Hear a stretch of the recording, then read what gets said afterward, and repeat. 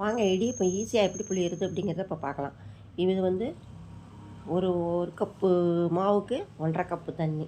அந்த ரேஷியோவில் நம்ம தண்ணி வைக்கணும். 2 கப்பு மாவுனா 3 கப்பு தண்ணி வச்சுக்கணும். இப்போ இது என்னோடய சேனலை சப்ஸ்கிரைப் பண்ணாமல் அப்படியே முதல்ல சப்ஸ்கிரைப் பண்ணிவிட்டு அப்படியே ஒரு லைக் ஒன்று பண்ணிடுங்க. இப்போ வந்து தண்ணி கொதிக்கட்டும். அதில் கொஞ்சம் உப்பு போட்டுருங்க. அதுக்கு தேவையான உப்பு. நெய் விடணுன்னா உங்களுக்கு தேவைன்னா விடலாம், இல்லைன்னா தேவையில்லை. இப்போ மாவை அதில் கொட்டிடுங்க. அது கொதித்த உடனே அடுப்பை ஆஃப் பண்ணிவிட்டு மாவை கொட்டிடுங்க.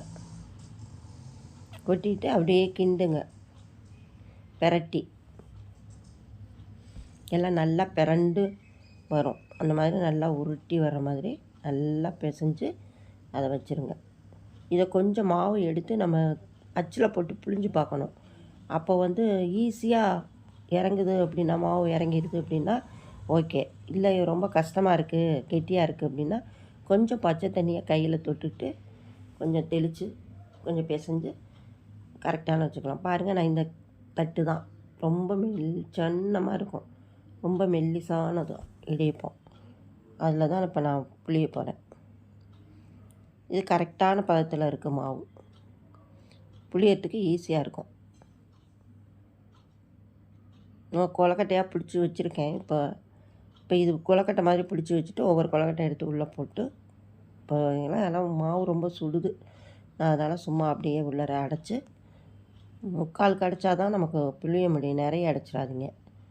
அடைச்சிட்டு இப்படி பாருங்கள் எவ்வளோ ஈஸியாக இடியப்பம் இறங்குது. கஷ்டமே இல்லாமல் இடியப்பம் சொல்கிறது இப்படி தான். மறந்துடாமல் சப்ஸ்கிரைப் பண்ணிவிட்டு ப்ளீஸ் ஒரு லைக் ஒன்று பண்ணுங்கள்.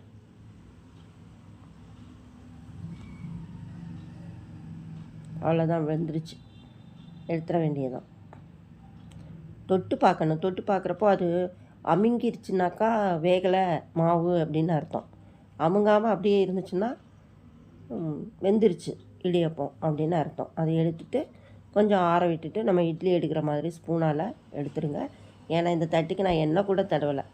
நெய்யோ எண்ணெயோ தடவிட்டு புளியெல்லாம் நான் அதெல்லாம் கூட பண்ணல. வெறும் தட்டிலேயே தான் புளிஞ்சிருக்கேன். இந்த பாருங்கள் எப்படி வந்துருச்சு பாருங்கள், சூப்பராக வந்துருச்சு. அவ்வளோதான். நம்ம இதுக்கு பிடிச்சது தேங்காய் பூ, சர்க்கரை, தேங்காய் பால், இல்லை குருமா, நமக்கு என்ன பிடிக்குதோ அதை வச்சு நம்ம சாப்பிட்டுக்க வேண்டியதுதான். இடியப்பங்கிறது ரொம்ப ரொம்ப ஒரு நல்ல உணவு.